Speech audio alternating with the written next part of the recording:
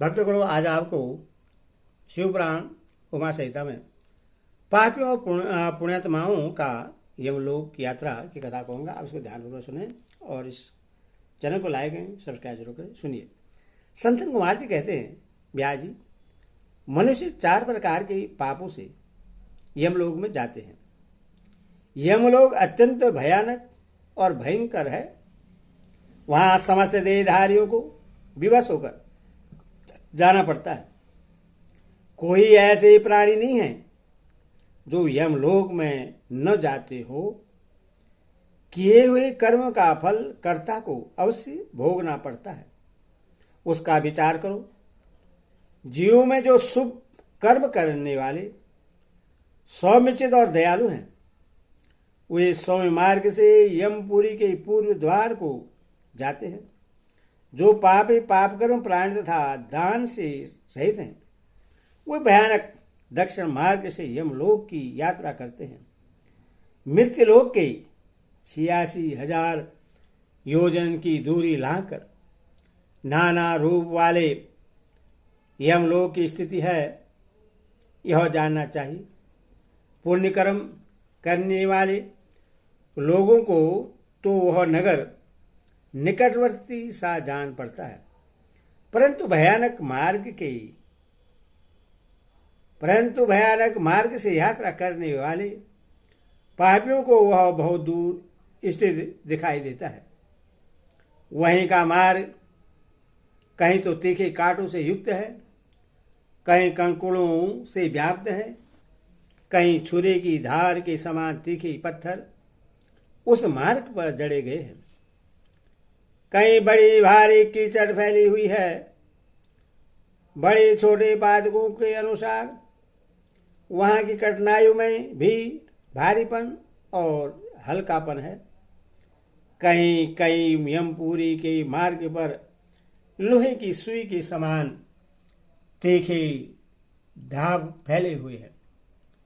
तदनंतर यमपुरी के मार्ग की भीषण यातनाओं और कष्टों का वर्णन करके संत कुमार जी ने कहा, ब्याह जी, जिन्होंने कभी दान नहीं किया है, वे लोग ही इस प्रकार दुख उठाते और सुख की यातना करते हुए उस मार्ग पर जाते हैं। जिन्होंने पहले से ही दान रूपी पाथेय राखर्ष ले रखा है, वे सुखपूर्वक यमलोक की यात्रा करते हैं। इस रीति से कष्ट उठाकर पापी जीव जब प्रेतपुरी में पहुंच जाते हैं, तब उनके विषय में यमराज की सूचना दी जाती है। उनकी आज्ञा पाकर दूत उन पापियों को यमराज के आगे ले जाकर खड़े करते हैं।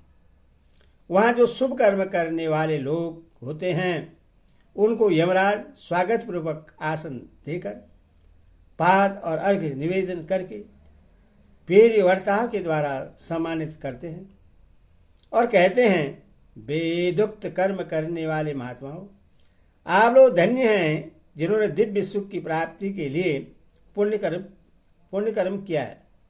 अथवा आप लोग दिव्यगणाओं के भोग से भूषित तथा संपूर्ण मनोवांछित पदार्थों से संपन्न निर्मल स्वर्ग लोक में जाइए।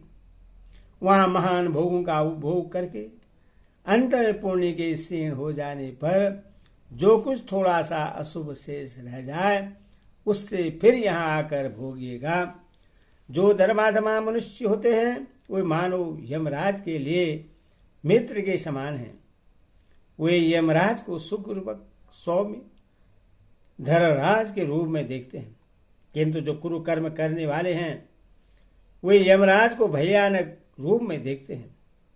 उनकी दृष्टि में यमराज का मुख दारू के कारण विकराल जान पड़ता है।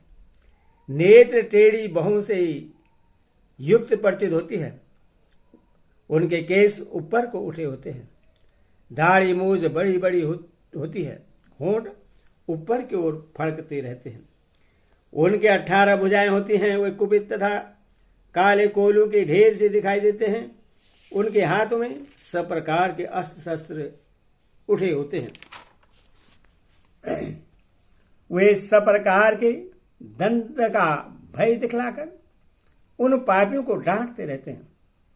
बहुत बड़े भैंसे पर आरूढ़, लाल वस्त्र और लाल माला धारण करके बहुत ऊंचे महामेरु के समान दृष्टिगोचर होते हैं।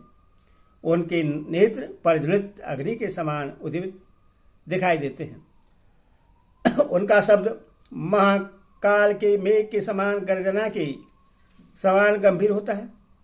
वे ऐसे जान पड़ते हैं मानो महासागर को पी रहे हैं, गिरिराज को निगल रहे हैं और मोह से आग उगल रहे हैं।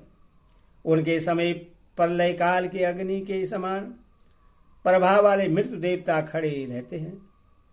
काजल के समान काले काल देवता और भयानक कीर्तांत देवता भी रहते हैं। इनके सिवा मारी, उग्र महामारी, भयंकर काल रात्रि, अनेक प्रकार के रोग तथा भांति भांति के भयानक कुष्ठ, मूर्तिमान हो हाथों में शक्ति, शूल, अंकुश, पास, चक्र और खंडक लिए खड़े रहते हैं। वज्रतुल्य मुख धारण करने वाले रुद्रगण सूर, तरकस और धनुष धारण किए वहीं उपस्थित रहते हैं। सभी नाना प्रकार के आयुध धारण करने वाले महान वीर एवं भयंकर हैं। इनके अतिरिक्त असंख्य महावीर यमदूत, जिनकी कांति काले कोयल के समान काली होती है, संपूर्ण शस्त्र लिए बड़े भयंकर जान पड़ते हैं। ऐसी परिवार से घिरी हुई घोर यमराज तथा भीषण चित्रगुप्त को पापिष्ट प्राणी देखते हैं। यमराज उन पापकर्मियों को बहुत डांटते हैं और भगवान चित्रगुप्त धर्मयुक्त वचनों द्वारा उन्हें समझाते हैं।